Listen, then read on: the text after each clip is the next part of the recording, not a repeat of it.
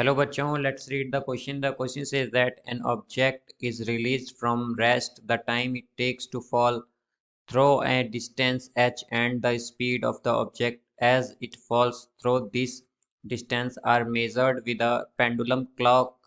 The entire apparatus is taken on the moon and the experiment is repeated. तो आइए अब option देख लेते हैं। फर्स्ट ऑप्शन है हमारा the measured time are same. Option B है हमारा the measured speeds are same. Option C है हमारा the actual times in the fall are equal and option D है हमारा the actual speeds are equal. आइए बच्चों हम क्वेश्चन के बारे में डिस्कस कर लेते हैं। जैसा कि हमें यहाँ क्वेश्चन में गिवन है कि ऑब्जेक्ट जो है रेस्ट से रिलीज किया गया है कि मतलब मीन इसका मतलब होता है कि हमारे पास जो इनिशियल स्पीड है वो क्या है, जीरो है। और जैसा कि हम जानते हैं कि इक्वेशन ऑफ मोशन से हमारे पास जो इक्वेशन आती है वो है V square minus U square is equal to 2gh। यहाँ से हम कह सकते हैं कि बिकॉज यू स्क्वायर जो है जीरो है, हमारी इनिशियल स्पीड जीरो है, तो हम कह सकते हैं V square is equal to 2gh। तो हमारे पास v आ जाएगा यहाँ से under root of 2gh। 2gh ये आ गया हमारे पास।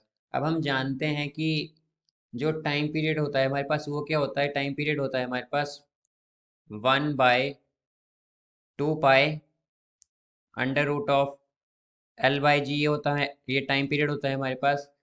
तो हम जानते हैं कि अगर ये जो अपरेटस है यहाँ पर हमें क्वेश्चन में गिवन है कि अगर जो अपरेटस है उसे मून पर ले जाया जाता है, और हम जानते हैं कि मून पर जो है जो ग्रेविटी है वो क्या हो जाती है, 1/6 रह जाती है अर्थ की। तो हम कह सकते हैं कि जो ग्रेविटी मून पर होगी वो क्या होगी, 1/6 होगी जो अर्थ के।